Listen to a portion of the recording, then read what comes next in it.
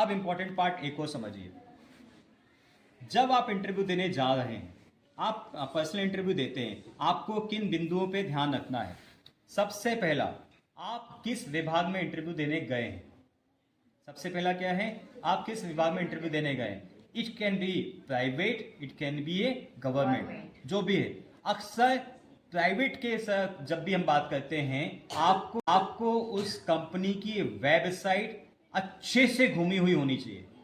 आप 2 दिन 3 दिन पहले, ऐसा तो है नहीं कि कल इंटरव्यू, आप 2 दिन 3 दिन पहले उस कंपनी की वेबसाइट गो थ्रू कीजिए, बहुत अच्छे से पढ़िए ये कंपनी एक्चुअली करती क्या है और उसमें क्या है। उस हर कंपनी का मिशन एंड विजन होता है। लाइफ में सबसे इंपॉर्टेंट है मिशन एंड विजन। हम कभी भी वेबसाइट बनाते हैं, हम लिखते हैं हमारा मिशन क्या है, हमारा विजन क्या है। ये दोनों आपको पढ़ना बहुत इंपॉर्टेंट है।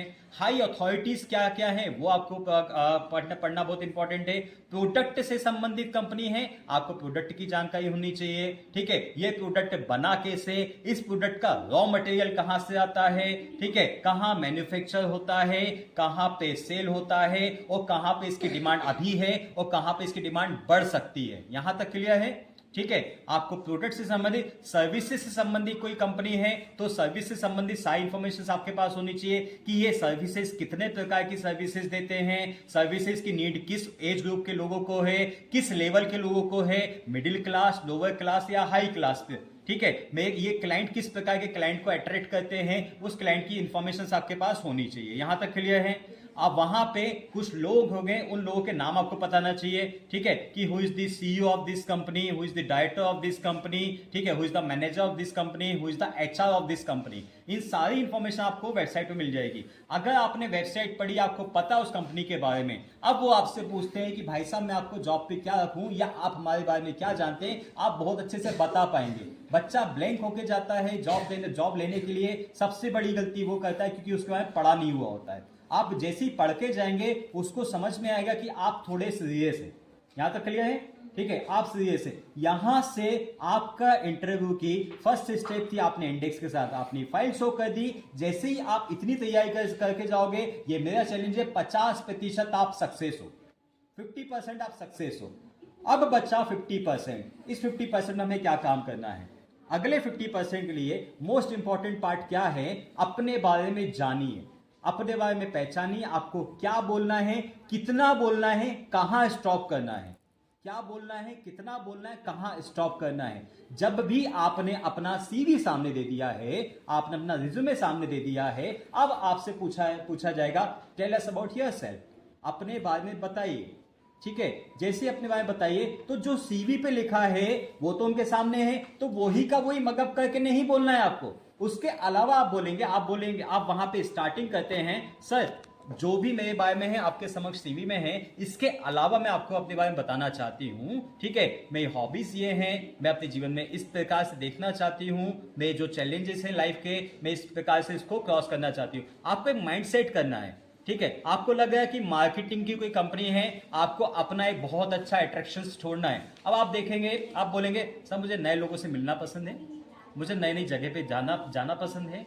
ठीक है, नए कस्टमर से नई बातों को शेयर करना पसंद है, नई चीजों को सीखना पसंद है। ठीक है, तो मार्केटिंग का माइंड क्या हो गया कि उन्हें कैसा व्यक्ति चाहिए जो नया प्रकार का हो।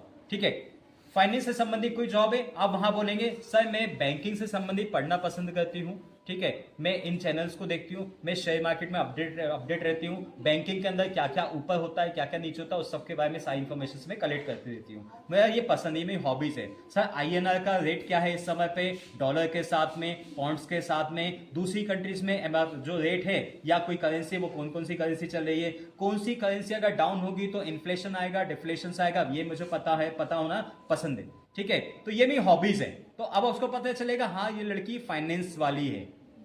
यहां तक क्लियर है? आप फैशन इंडस्ट्री की किसी कंपनी में जाते हैं, अब आप बोलेंगे सर मुझे बहुत पसंद है, मैम मुझे बहुत पसंद है कि नए नए फैशंस क्या आ रहे हैं, मार्केट की ट्रेंडिंग फैशन क्या है, लोग किस समय पे क्या पहनना पसंद करते हैं। अगर विंटर सीजन है तो विंटर सीजन में कौन सी ड्रेसेस पहनना पसंद करते हैं, समर सीजन है तो कौन सी ड्रेसेस पहनना पसंद करते हैं, फेस्टिव सीजन है तो कौन सी ड्रेसेस पहनना पसंद करते हैं। अगर मैं भोपाल से तो भोपाल में ये ड्रेसेस कैसे चलती हैं, यहाँ का लोगों का चॉइस क्या है, वो मुझे सीखना और जानना पसंद है। है, ठीक है। अगर मैं किसी मेट्रो सिटी की बात करूं तो वहां पे सीजन में कौन कौन सी ड्रेसेस चलती है वो मुझे पता करना बहुत पसंद है, मेरे को अच्छा लगता है ये, ठीक है। कहां जाएंगे तो किस प्रकार के ड्रेसेस पहनना है, तो आपका माइंडसेट क्या हो गया कि हाँ ये थोड़ी अपडेट है। Is that clear? तो टारगेट कंपनी से संबंधित टारगेट हॉबीज और टारगेट हॉबीज से संबंधित आपका नॉलेज देखा जाता है कि आप कितने अपडेट हो। Is that clear? Is that clear? ठीक है। अगली स्टेप में आपने अपने बारे में सब कुछ बता दिया। अब क्वेश्चंस होते हैं, जैसा क्वेश्चन होता है नहीं समझ में आया दोबारा पूछ लीजिए, ठीक है। आपको घबराहट होती है, शेविंग होती है, कुछ भी होता है, स्टार्टिंग सबके साथ होता है, सबके साथ होता है जहां भी बैठते हैं, ठीक है। आप पानी लीजिए, पानी पीजिए, पानी नहीं है बहुत प्रेम से आप पानी मांग सकते हैं उसके साथ में। अपना पानी भी अगर आपको पीना है, ठीक है, तो उनसे परमिशन लेके पानी पीजिएगा, ठीक है। पहले वहां पे पानी की व्यवस्था रखते हैं वो टेबल पे, ठीक है, ठीक है। तो पानी आप लीजिए, हल्की सी लंबी लंबी सांसें लीजिए, शांत रहिए। घबराहट अगर ज्यादा हो रही है, हर किसी के साथ आंखें नहीं मिलानी है, आपको आंखों को कंटिन्यू इधर उधर मूवमेंट करना है। यहां तक क्लियर है? सबको क्लियर है? Any doubt? ठीक है। यहाँ पे इंटरव्यू का एंड होता है, उस समय पे कई बच्चे उनसे सवाल नहीं पूछते, वो पूछते हैं आपको कुछ पूछना है कि आपके माइंड में होना चाहिए सेट कि उनके सवाल क्या है, ठीक है। आप किस प्रकार का सर कैंडिडेट देखना चाह रहे हैं, ठीक है। सर कंपनी के ग्रोथ किस प्रकार से है, सर कंपनी का लास्ट ईयर ग्रोथ कितनी थी, ये आप सब पढ़ के गए हैं, फिर भी इनसे संबंधित क्वेश्चन पूछ सकते हैं। अब आपसे पूछा जाएगा कि आपकी एक्सपेक्टेड सैलरी क्या है, आपकी एक्सपेक्टेड सैलरी क्या है। आपको अपना मोल भाव लगाना आना चाहिए। आप सिर्फ यूजी करके निकले हैं, ठीक है, आप फ्रेशर्स हैं, तो आपको पता होना चाहिए फ्रेशर्स के अनुसार आपकी सैलरी क्या होनी चाहिए। अब आप वहां बोले 15,000 सैलरी में लूंगी सर, 10